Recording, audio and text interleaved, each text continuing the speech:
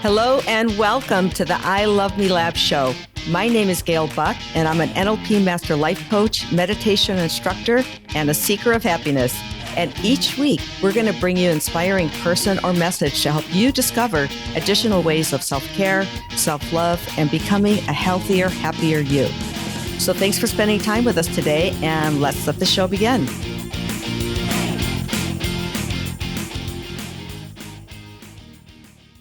Hello and welcome to I Love Me podcast. And I'm so excited to be here today with my new friend, Sherry Eichberger. Did I pronounce your name correctly? It's a Yes. little bit tricky. Yes, Perfect. it's all good? Mhm. Excellent. Okay. And Sherry is a creative business consultant. She's a mentor and she's a fire starter. And so welcome, Sherry. Thank you. Thank you for having me, Gail. Yeah, well, for me, the part of bringing business into this podcast is because we spend a great deal of our time, in our business, whether we're an entrepreneur and have our own business or you work for somebody else, whatever the case might be, over our lifetime, that's where we spend a good deal of time. And I'm sure you probably, in fact, I'd like to get into that. Sometimes have clients where maybe it's not a natural fit, who they really are with what they're doing. Do you encounter that in your coaching and mentorship? Yes, I definitely do. And sometimes that's where I come in actually, because asking certain questions during a consulting session, but also listening carefully to the client, Mhm. things will be revealed like that. Like they are, they're wearing all the hats and they don't like to wear certain hats or that certain hats don't fit in their business. That will bring us to a revelation that maybe they need to pivot or maybe they need to outsource certain things that they're not enjoying doing or they're not good at and so on and so forth. So that's one of the things I love about consulting is the back and forth and the revelations that happen through the process. Yeah, and I think that without that, sometimes we can, try and start a new business or a new project and feel like you have to wear all the hats and you're not happy. And so you either quit or it doesn't get to the level that you want it to get to. And if you had some coaching and consulting, are you familiar with wealth dynamics? No. Mm-mm. So it's actually a program, it's online and I forget what it costs, but you pay for it and you answer the questions like a lot of these personality tests. And what it will let you know is the type that you are. And according to the wealth dynamics, this is something that is with you since you're born. So it's not one of those ones that's a little bit lighter that you can shift and Yeah. change. This is who you are. And so for me, I am predominantly what they call a supporter, and I Hmm. have almost an equal amount of star and deal maker within that. So a supporter, when they're in their really happy place and they're in their place of flow, is when they're supporting other people, which is probably why I absolutely love this podcast because I Yeah. get to meet somebody new, I get to talk about what you're doing, and I get to share that with our listeners. The opposite side of the spectrum, of which I ranked a 0, and usually you have a little bit of all the areas of your life, is the Lord. And the Lords like to accumulate and they manage their money. And I am, holy Yeah. moly. It's like if I didn't have to think about money at all, I I know. wouldn't. And now Right. I understand that's actually part of who I am and it's okay. So to your point, what would benefit me and what I've done in building my business is outsourcing all those different pieces that don't really mesh with who I am. So I can't have flow if I'm having to try to do Right. it all. That's exactly right. 100%. I'm the same way. And I learned that the hard way with my first business, my brick and mortar business, is outsourcing all the finances because it just brings me down. It takes 10 times as long for me to accomplish a finance goal as somebody who's, an expert in the field. So just, yeah, pass it on. Pass it on to them. Yeah, that's right. And so my guess would be that you've got a lot of supporter in you as well, and probably a lot of creator in you Oh, as yeah. well to do what you do, which is pretty Yeah. cool. Yeah. I'm going to definitely, Yeah. it's wealth dynamics, you said, right? Wealth dynamics. Yeah. And there's another one, it's called Colby. Okay. And if you take them together, you can kind of marry them. And so Okay. Colby lets you know, for example, if you like to start things quick, but like I'm a quick start but my follow through is low, but that's okay because what it shows me is that I'm really good at adapting, at cutting, making shortcuts to get through the process. Anyway, there are two tests that kind of marry together, and it gives you a pretty overview.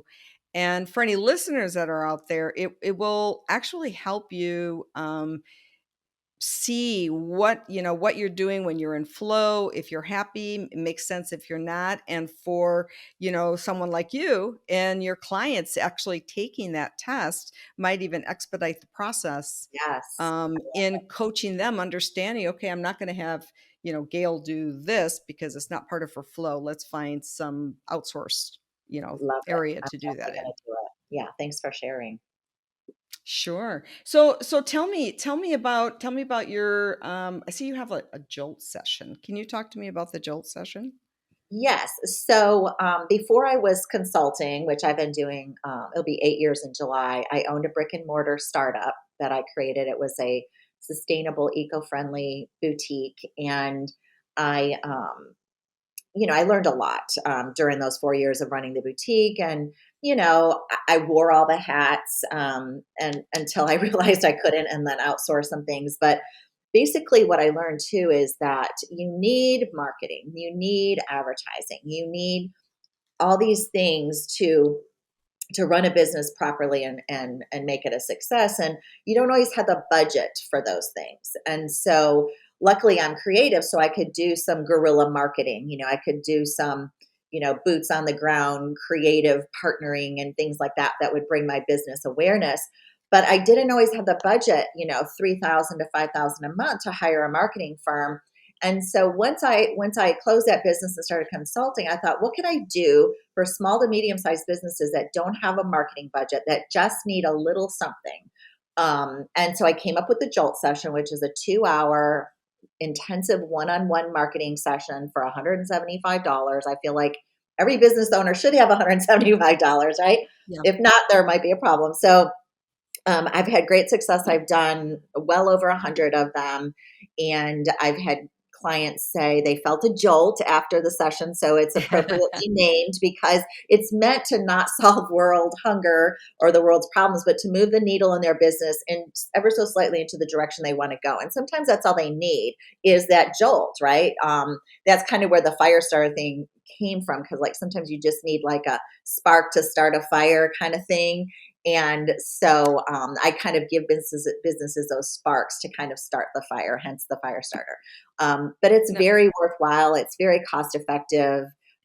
It brings up things that clients, business owners didn't think about, that they needed or they didn't need. And it's just a discovery session that is mind blowing. It's really, really something else. So. so typically when a customer books that time with you, do they have an idea of what they want to work on, or do they kind of go in and just give you an overview? Because I know something else that you're good at, or I believe you're good at, is finding the missing opportunities, right? What is it? We only see this, right? And it's like because we're like this with these blinders on, it's like, ooh, you're missing all this other stuff that's going to get you to where you want to go a lot quicker. Absolutely. Yeah, I think that's a great question.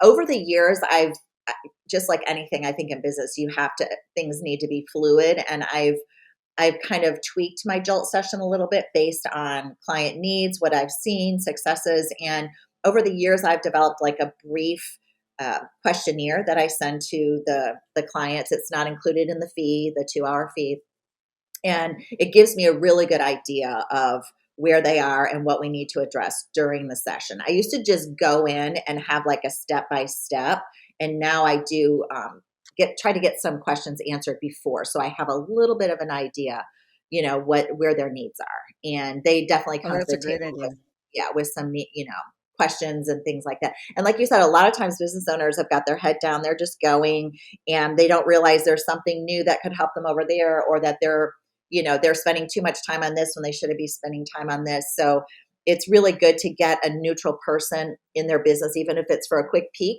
over a 2 hour period, and give them input and perspective. Yeah, because I know sometimes, even from personal experience, when you're shifting, maybe you could just get frozen with the overwhelm of really not knowing what to do next, right? So I would think having a session like that would help clarify some things, and then you decide if you're going to move forward with more or you're not, but it makes it more clear.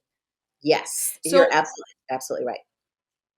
in marketing, because there's, the world's changing. I mean, that's we hear that over and over, the world's changing a lot. But with the internet and the marketing and the influencers, and I actually checked on your website, and you work with influencers, and I, Mhm, I I do. checked out their Instagram sites, and marvelous, by the way. Yeah. How do you how do you get them to differentiate? If you can share some of your wisdom, to how do you get someone to differentiate themselves in this very, very noisy market that we have right now? That's a great question. So you're really asking me about like personal branding, right? And how to stand out as a personal brand. And I always go back to because I'm building a personal brand myself. So I'm firsthand dealing with what does that look like on a daily basis. And the first thing I Mhm. always tell my influencers, or let's call them public figures, that maybe they're not an influencer, what we think an influencer is. Maybe they're a entertainer or a speaker or an author. You know, they're influential in their own genre, but is that your personal brand, what people see you as in the work or in the public arena, is not something you just put on when you go to work. Your personal brand is what you wear and who you are when you're with your family, when you're with your friends, when you're at church, when you're Mm. at work. And so to me, that equals authenticity, right? Because if you're just putting on this personal brand when you're on Instagram, reels, and stories, trying to be something you're not, there's no longevity in that. There's no power in that. It's a short burn. It's a slow, short burn versus a slow burn. So that's the first thing I say is, who are you as a person? Are you reliable? Are you funny? Are you crafty? Who are you? Like really who you are, and who whatever that brand is, whoever you are, is you need to put that on and wear it wherever you go, 24/7, 365. So I think that's really important. And Hmm. I think that being consistent, the second thing I would say is being consistent with who you are, right? So that's like wearing your personal brand wherever you go. But whether you're on Instagram, whether you're speaking, whether you're on a podcast, your message, who you are, your voice, your tone, everything needs to be consistent, because that's where brand trust comes in. If you're inconsistent in all these different platforms or places, people are not going to trust you. They're going to become weary of, who is this person? It's going to be confusing, and they're not going to trust you. So, being authentic and consistent, I think, are the two things that I think are really important when you're building a personal brand and putting yourself out there. I don't know if that answers your question or not, but that's kind of what It I. does, and that kind of brings up a whole other bunch of questions, because and I would also think that the message being inconsistent causes disconnection, right? So if you're building rapport with that, and for those of you that are listening that don't know, because we have a primarily a generation here that might not be very familiar with the term influencer, right? So these define influencer for me, if you would. A person of influence, a person that other people look up to and want to model their behavior. They are trusted. They will take that person's advice. Um, they're respected. They're a person of influence. They're that person that people will go to, that makes them feel better. That when they want to learn something new, they carry a lot of weight. The words they say and their actions carry a lot of weight within their sphere Yeah, of and a lot of influence. influencers, yeah, a lot of influencers today, and correct me if I'm wrong, are really have built their reputations on social media, right? And Yeah, so, I very mean, true. an example also of, I'll just, influencer that comes to mind are the Kardashians Yeah, that have built their business on being an influencer, really, right? With the reality TV and the social media. And that's pretty much what built their business. So, yes, another question that comes to mind is, I was listening to a couple of things yesterday, and they were talking about social media is wonderful and it's a great platform for learning, and it seems to me that it's necessary in today's business in order to grow your business. Would you agree or disagree with yes. that? I tell people that all the time because I have many clients that are of a certain age that don't really understand social media. They don't really believe in it. They think it's a They pain. don't like it. They don't like it, period. And I have to tell them that at the very least, you need to be on there for relevance. There's something to be said for relevance on social media because if a potential client or customer or is researching you and they go to Facebook and you don't have a Facebook page or you have a page that you never post on, that again breeds distrust. Like, is this person really a business person? It's like you don't have a business if you don't have a Facebook page. You know what I mean? So I have to explain to a lot of clients at the very minimal, you need to have a Facebook page and you need to be posting fairly regularly for relevance. You may not be trying to Right. convert. You don't need to be placing a lot of ads, but you have to have a page these days. That's all there is to it. Well, and on the really great side of that, if they don't have the, finances at the time to build out a website and all these things, a Facebook page can get you started to get to where you Yeah, wanna go, it's an right? online presence, correct? Yep, absolutely. Online presence. So the thing I was gonna get back to is that I was listening to the other day. Now, on the downside of social media, because of how people often want to project themselves, which may not be true, like everybody wants to have the perfect family and the perfect food and the perfect friends and the perfect adventures. So I was listening to this, I don't know if it was podcast or something the other day about how that has also created more oh gosh, I don't want to say depression, but kind of negative feelings about yourself because you look and think, oh my gosh, I don't have my family's not like that, my body's not like that, my wealth isn't like that. So what are your thoughts on that? And it probably ties into being authentic because I think a lot of people aren't really authentic Right. on social I media. totally agree. So let's go back to the Kardashians for a second, because I think they're a perfect example in a weird way of being consistent and wearing their personal brand 24/7.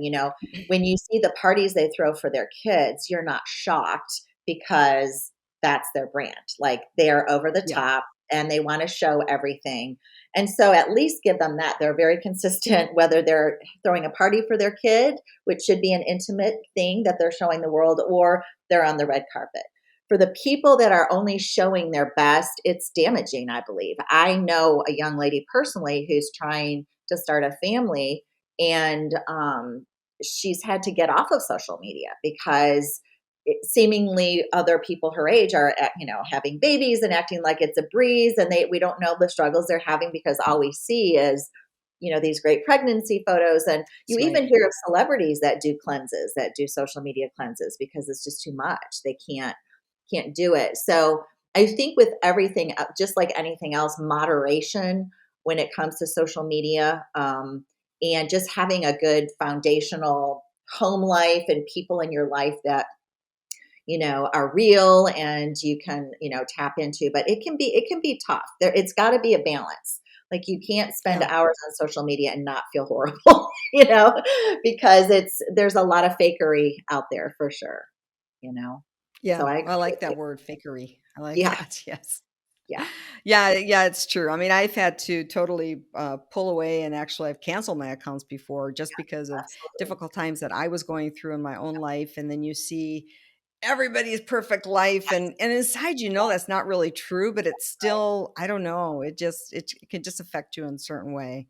It does, and not So just seeing other people, but the feedback sometimes people want to give from behind their desk in their at-home office on your life too, right? People that don't really know you, and I yeah, know a they lot. can really respond anonymously, really. Yeah. Yes, yes, and so it's also what people are their input, and what people are, saying that have no courage whatsoever, just, hiding behind a keyboard. So, yeah, it can be really damaging for sure. So you work with people on their reputation, right? Their social media and their public relations. And what are other things that you do in helping somebody build a business? So I do a lot of different things, but inbound marketing, meaning including social media, digital marketing, email marketing, all those things. And then I do event planning, which is one of my favorite things to do because I am a Mm. creative and there's a lot of creativity that goes into planning events. And I do PR. I love doing PR. It's very tedious and there's no guarantees in PR, so that can be kind of tricky, but I'm a people person too. So I love, getting people that I care about in their businesses out in front of other people. And but reputation management is an interesting one because that kind of goes back to social media. It's not just people that struggle with social media. There's businesses too, right? That might be treated unfairly by a customer and they post on social media. And so there needs to be Yes. someone Yeah. looking out. Yeah, one of the things I do, I call it like social monitoring. And I just, because you never know, someone could say something without merit and ruin your business. I mean, it's really, I've seen it happen. So, reputation management Yeah, is they ruin important. your business and they ruin you too, right? They do. So They really do. how do you manage or how do you, manage against that or protect yourself against Right. that? So it's to me, it all boils down to communication. I have businesses that have gotten, one business I worked with, they got some multiple bad reviews. And as a business owner, it's like your baby. And so most business owners get defensive when they get a bad review Sure. because they're like, that's my business. No, we don't do that. So on. And that's the worst thing you can do is come back to someone who's already heated and try to defend yourself versus taking the conversation off of the digital world into like a real old school conversation and talking things through. So I always recommend that they don't respond immediately to a bad review, that they try to have a conversation with that person offline. Because if you truly are humble and talk things through, at the end of the day, if you do things properly, that person may very well take their review down or edit or what have you. So there's a right and a Oh, I wrong didn't way. even know that. So when you post a review, you can take it down. I can't, I didn't not know as that. a Okay. business owner, not as a business owner, but as No, a but consumer. let's say I posted a review on you and Yeah. then I can remove that review if I wanted to. Depends what Oh, platform, okay. but I know you can on Yelp, and I know you can also Mhm. edit reviews on Yelp, and Google Mhm. too, I'm pretty sure. So there's ways around it, but a lot of business owners just, they just can't handle it when they get a bad review and they don't handle it well. And then it mushrooms because what happens is people, when they're looking, which a lot of people, right? There's so many different options in the world. When they're looking for a business, a dentist or somewhere to get their lashes done or whatever, they're doing their due diligence. Like, I don't want someone Yeah. poking in my eyeball that has 500 bad reviews. You know what I'm saying? Right. Or my And one teeth. star. Yes. Yeah, one star. Yeah, drill my tooth. Yeah. So people are doing their due diligence and they're not only looking for good reviews, but they're looking at how business owners handle bad reviews. You know what I'm saying? Yes. Yeah. So if they Yeah. see a bad review and they see a business owner is going to fight over it and not admit they're wrong or apologize or whatever, that reflects poorly on the business too. If you see Yeah, someone, that's almost worse than the review it itself, is, right? it really is. If you see Yeah. someone very apologetic and taking ownership and please let's have a conversation or come in for a complimentary something, that's a big difference to me. I mean, if I'm sure Yeah. you've had a business wrong you, whether they send you the wrong item or something broken or whatever, how they handle that makes all the difference, whether I'll shop with them again, come back to them again. You know what I mean? Oh, So yeah. how you handle it goes a long way. Yeah.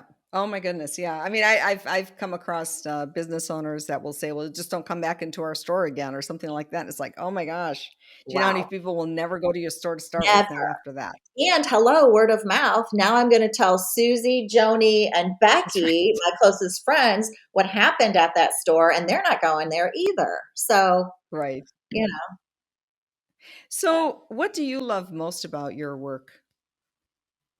the people. I'm such a people person. I just bought a mug, which I feel like you should get too at Target, and it's called, and it just says on the mug, "People Person," and it's got all these different kind of people all around the mug. I was like, oh, "This mug is for me." They made this mug for me.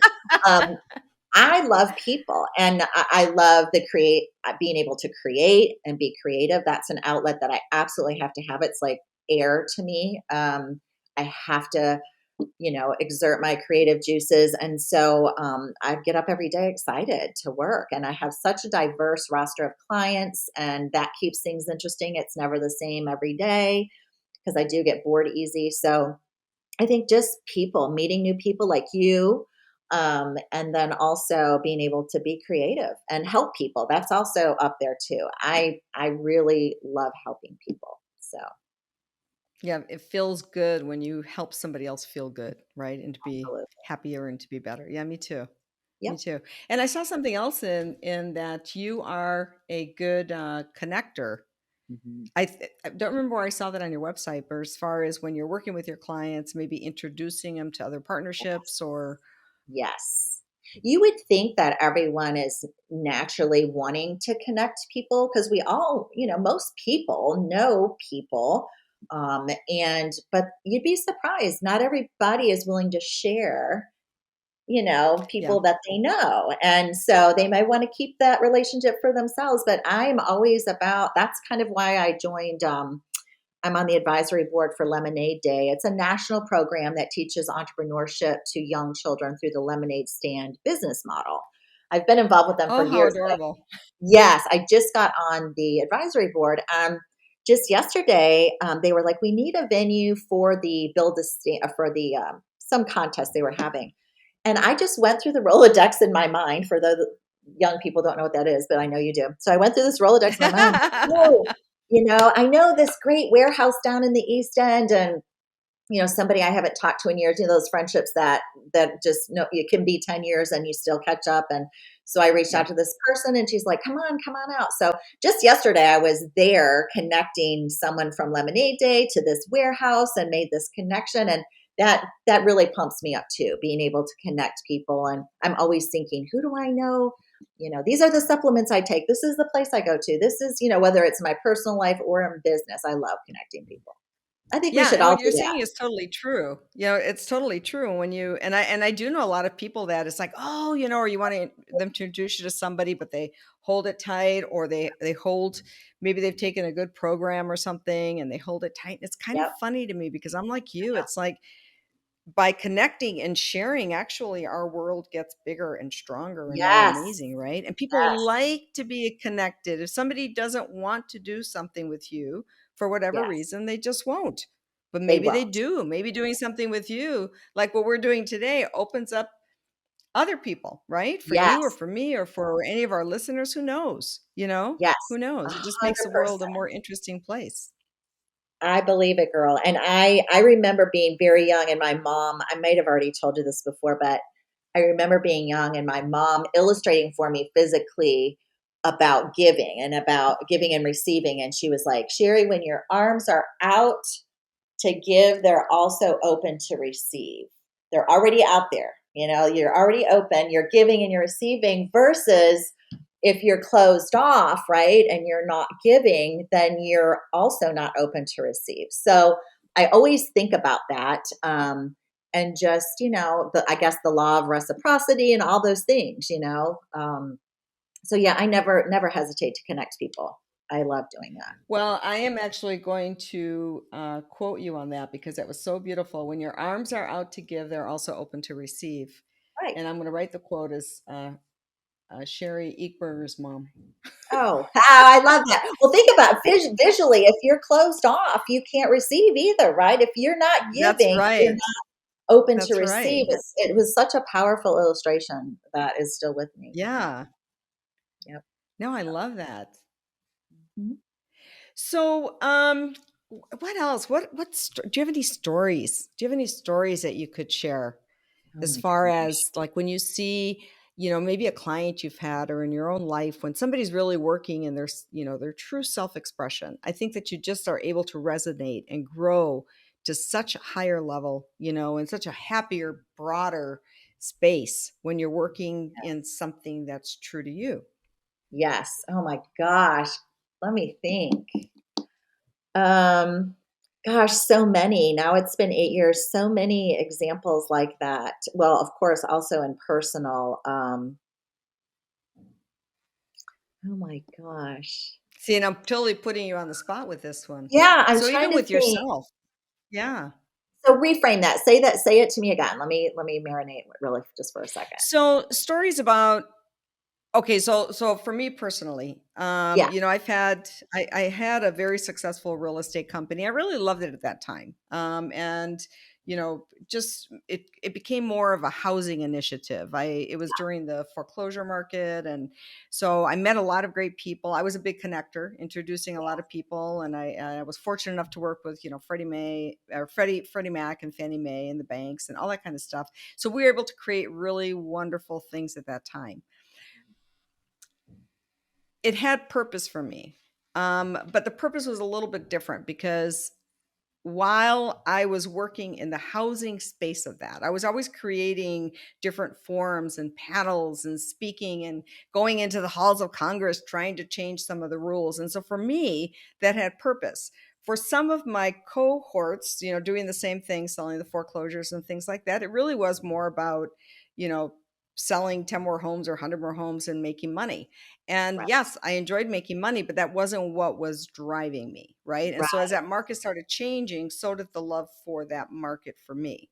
Interesting. In this space that I am right now, like doing the podcast or doing some of the coaching that I do, it's when I feel like I'm stepping away from myself to do something that resonates more with what I was meant to do. I mean, there's nothing wrong Right. with just working for the money, because you're working for the money and you're doing whatever it is that is what fills you up with that money, right? Yes. Or maybe Yes. just maybe you're in that wealth dynamics, you're a lord, and that's what fills you up is the accumulation, right? Yes. So Yes. so finding that thing that is your s- vehicle for self-expression, Yes. because I Yes. think that that's when we get into our flow, and that's Oh, when life becomes easier instead of 100%. trying to, you know, Yes. And I yeah, love your story too, because I think we might have talked about this. Like, I'm a seeker. I think you're a seeker too. Like, yeah, I'm never like, I don't want to say I'm never content as if that's a bad thing, but I'm never content with my growth, with my personal growth. And, I'm always seeking. But okay, so now I get what you're saying. So I grew up in a turbulent family. My parents were fighting a lot. My dad was a cheater. And I remember I always kind of knew. I just knew that I was meant to do something great. And I don't, something impactful. Even when I was young, when they were fighting, I would be laying in my bed saying, it's okay. I just self talk. I'm learned to self talk really early. And so many things happened in my life that kept me, I think, from realizing my true purpose, which is what I'm doing right now. Whether it was being a stay at home mom or helping my mom raise my sister when my dad left, who's 12 years younger, deferring college so that I could be a second parent to my sister, or, taking a job instead of education to help pay the bills and different things. So I've always had the entrepreneurial spirit. I used to get in trouble for talking, which I'm now making it work for me. Um, I was always a social butterfly. And so many things happened through my life that kept me from kind of, I guess, maybe what I thought was my purpose. And so my entrepreneurial spirit kind of lay dormant in a way while I took care of other things and life happened. And then I had this vision of this retail store, I told you, in my mid 40s, and made it happen, and then when that business, quote unquote, failed, or didn't succeed, I thought, that was my purpose. Now what? Like, I'm confused. I thought that was it. But I picked myself up. I took everything I learned from both success and failures through that business and started this consulting business. And now looking back, like, the old dot to dot, like, you don't know what the picture is till all the dots are connected. yeah. I feel like I'm beginning to see this picture of my life, of the end of what it should look like. And it's what I'm doing now, exactly where I am right now. And so, because I've never given up, I've been detoured, but I've always kind of come back to the center of what I believed in my heart. I was meant to help people and do things. I'm able to, again, create another business in my 50s, when most women are, you know, all respect, kind of winding down, and, I'm almost 60 and they're ready to retire, and that's fine. But I'm just created my second business, in the last Yeah. half of my life. I'm just getting going and doing what I've always been meant to do. So I don't know if that answers your question or not, but Well, it does, and it also leads me to another question. So, and I'm the same as you. I mean, I started my real estate when I was almost 50, and now Mm. this podcast in this space is in my early 60s, and I never think about the fact that it doesn't matter to me what age I don't think about it. I mean, if I'm with a bunch of, people that are quite a bit younger and I happen to catch our reflection in the mirror, then it's like, whoa, there is something going on here. But if I don't see myself in the mirror, I love I that. don't think about it. I don't think about it. And I'm curious to know how many of your newer entrepreneurs or newer business owners are starting these businesses when they're, they're either nearing 50 or over 50, or do you have customers in that space? Because I think that's very exciting. And I think as women, we have so much energy as we're going Uh, into this next chapter of our lives. and for many of us, we did maybe sacrifice a career or took a different path to stay home and raise our children. And whether we Yeah. did or not, it's fine. But because of that, maybe we are starting a little later, like in my case. I'm trying to think. I don't think I really have any clients or even have had any, if I'm thinking about it, that have just been starting in their 40s and 50s or later. And I'm kind of like you. I don't really focus that much on the age. The reason I mention it Yeah. is more to be inspirational because I want women to know that at any age you realize your purpose and fulfill your dreams and goals. But yeah, I don't know. Most of my clients are younger, just starting out. And I think that's where I can help them too. I always say I'm a little different than like your average marketing person in that I've owned a business. I've run every aspect of a business. And so everything I do for my clients is with a business owner's mind and heart. I'm worried Yeah. about your budget. I have a client who yesterday they had an opportunity. I was like, oh, it's $1,750. They're like, that's fine. And I'm like, are you sure? Like they're fine with spending the money. And I'm like, are you sure? Let me try to find something a little cheaper. And they're like, it's fine. And so I'm very, you know what I mean? Still have that business owner mentality. I'm not just, how can I create something cool to market your business? I go so much deeper than that with my clients. I think that's kind of where I'm different, like than a marketing agency, where Tuesday you'll talk to Eliza and Thursday you'll talk to James, like you just, Yeah. you get Yeah. me every time and I'm there for you. Like I've already And fallen I in love know with what we talked about the last time before, so I don't have to read the notes and regroup. I know where we are, you. right, Yes, as we're moving forward. you get me. And Yeah, I'm and I very think also accessible. I think yeah, I know from kind of in the same context in having my business before, I know where I really screwed up, right? So when I go in and I do some business consulting, I consult a lot right now in the auto dealership Yeah. space.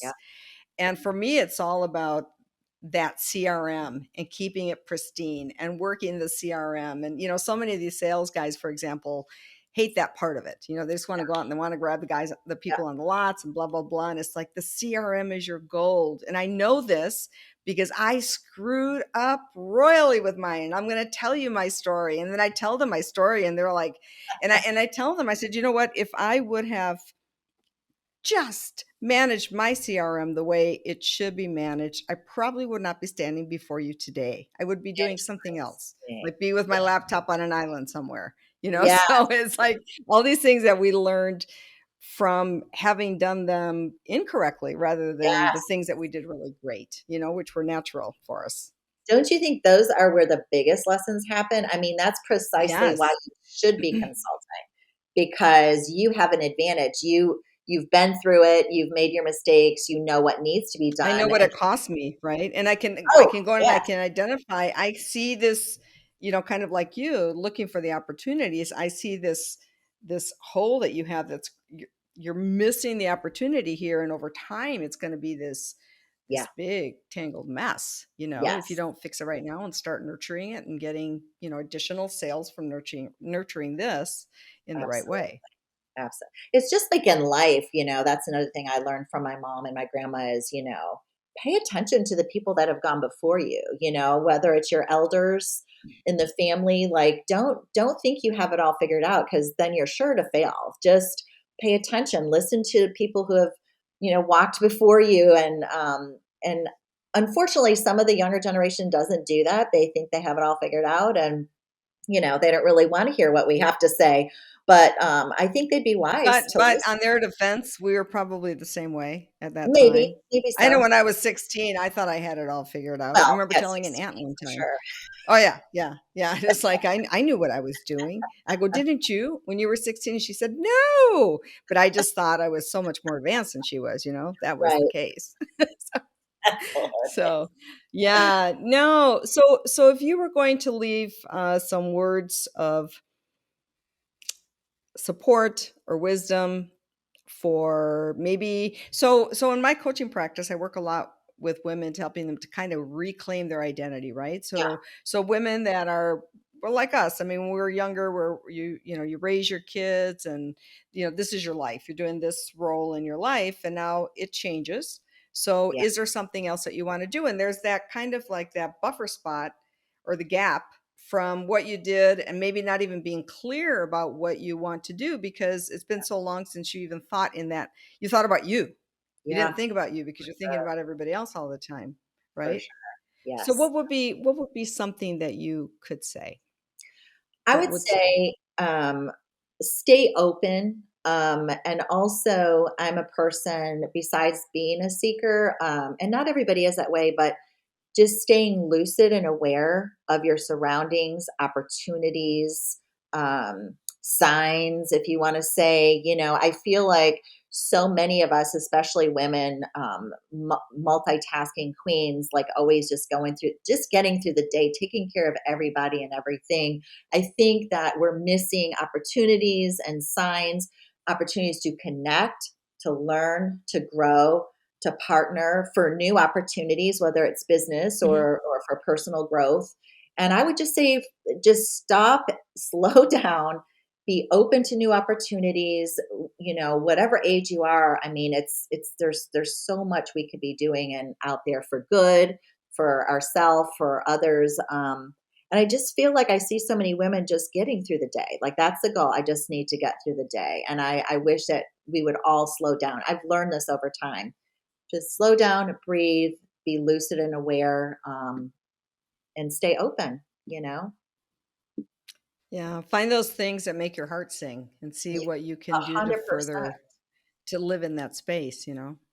Yeah, and I think like attracts I know, I don't think like attracts like, right? So, Mhm. I feel like, just being your best self, and I'm also a believer in how you do one thing is how you do everything. Be consistent in your behavior and just do good, be good, and you'll attract the same into your life. Yeah. And you never know, the possibilities are unlimited when you attract good things to your life. So, So I have a final question. And so this is the I Love Me Lab podcast.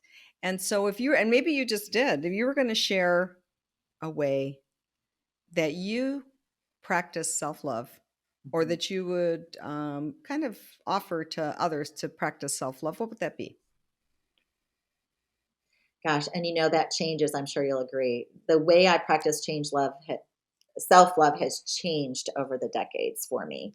Now being an empty nester, I don't have to find time to love myself. I have a very quiet household. And so for me, practicing self love is in the little things. It's not big gestures. It's if I want to take an hour to just lay down and read in the middle of the day, not everyone has that luxury. Mm. It's just the little things. If, I'm always conscious about what I put in my body. And sometimes it could just be getting a Hershey bar with almonds at the register just because it makes me feel good, for the ride home from the Yeah. grocery store. For me, self love at this point in my life is the little things, doing little things that bring me joy. Joy is my word, it's very important to me.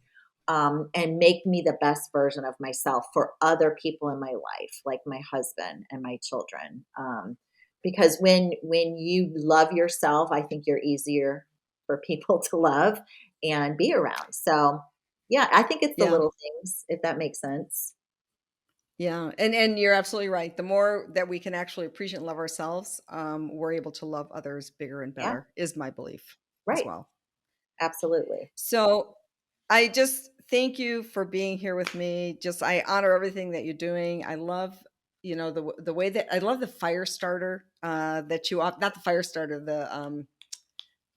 what do you Jolt, call it? The session. JOLT session, which is your fire starter, the JOLT session. I just love that. Your website is www.central515.com. Yes. And if anybody wants to reach you, they can reach you at Sherry, SHERRY, at central515.com. And we will be posting your information on Great. the website along with this podcast.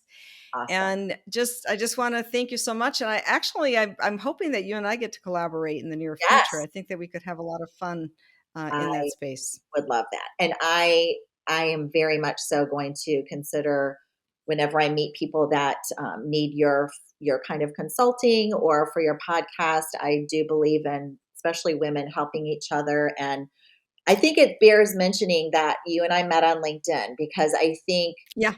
people again, want to manage Yeah. their We LinkedIn met on social and media. say, "Oh, I should be posting in this," and it's really a place to connect. And a lot of people don't know how to connect on LinkedIn, and so you just sent me a message. And also, a lot of people don't respond when people reach out, like, "Who is this person? I don't. This must be a scam. This must not be right." And of course, I responded, and here we are. And I think you're awesome, and just spending this brief amount of time with you is so inspiring because I even know more of your story than you've even talked about today. And I just think you're amazing. And I'm feel truly blessed that you invited me to be part of your podcast. So thank Well, you. thank you, and right back at you. And to your point, yeah, the social media connection. And when I spotted you, I don't remember if you'd posted something or why Oh, I the women saw on the you, move. but Yeah.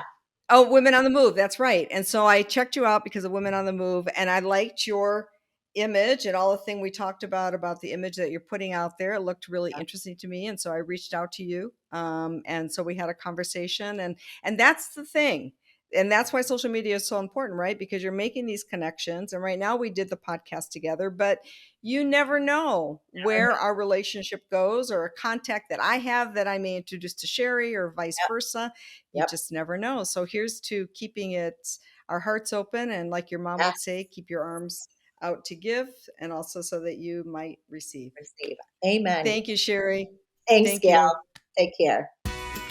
Thanks so much for listening to this conversation. If you enjoyed it and want more information on our guests and resources, please visit ilovemelab.com.